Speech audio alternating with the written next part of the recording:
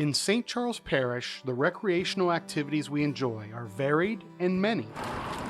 However, Hurricane Ida has severely hampered our ability to make use of some of our most recognizable and most popular facilities. Our two signature fields or parks, West Bank and East Bank, took on a lot of damage and have significant damage. And some of these parks are being used as staging areas for debris haulers, for volunteer groups, for staging debris, all in the makeup of getting our community back where it was in a recovery mode. But recovery is going to take a while. So what we've been doing over the last couple of weeks is assessing that damage, going over and taking measurements, checking light poles, checking light fixtures, going into buildings and analyzing all of our structures and amenities at the park, such as playground equipment, shelters, bench seating. But number one, we have to make sure our park is safe to our participants and residents so we can release that back to them. And Ida didn't just damage Park and Rec's facilities. It forced the staff into storm-related duties that drove the much-needed progress of post-storm cleanup and parish services. And we thrust into feeding our employees because at this point in time, nothing's open to get food. We have to get our employees back to work to start to provide or get back our critical services that we supply to our residents. So hats off to Rob, Anidra, Carl, Travis, Morgan, and Lacey for taking on that role, something different than our daily operation. And Kenny Guidry and his staff over in maintenance have done a remarkable job getting some places clean. So I'm just asking the people, please be patient. We are going in that direction that you want us to go. It's just going to take some time, unfortunately.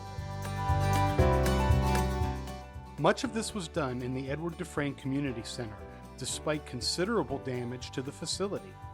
We took significant damage here. Unfortunately, we had a lot of leaks in our window systems, roof damage. It's going to take some time to get back where we were. But I'm hoping within the next 6 months, we'll be back up and running. And I know not only our youth population, our adult and senior population depends on this facility too, because we were getting ready, not only with youth sports, our senior activities where beanbag baseball has been so popular and our walking club during the week. So we're anxious to get that going again, and I know they are too. Despite those challenges, the Parks and Rec Department and the Community Center are still serving. The site has become a hub for various support agencies and outreach groups. So it's like its own little town within the parish, and it's great because it's centrally located. So what we're a supportive group, and Parks and Rec is being supportive to all those organizations. We have FEMA that are taking residents' claim, seeing it damaged. We have SBA, where people can apply for loans, something that FEMA may point you toward if FEMA doesn't cover some of the things that you have. We have Team Rubicon, which is a great story. If you get a chance, I'd encourage anybody to go look at this story. They've been extremely helpful to our community. We have 2 Bank, who's supportive of Team Rubicon and other community groups, such as government entities, school systems, or community-based groups, volunteer groups that you can come. They'll lend out tools and help in the recovery also. We also have Southeast Legal Team that if you have a dispute with FEMA, DSNAP denials, or contractor fraud, or you're having any other problems, come and tell them your story and hopefully they can help. Foret reminds residents there are still plenty of recreational options available here in the Parish of Plenty.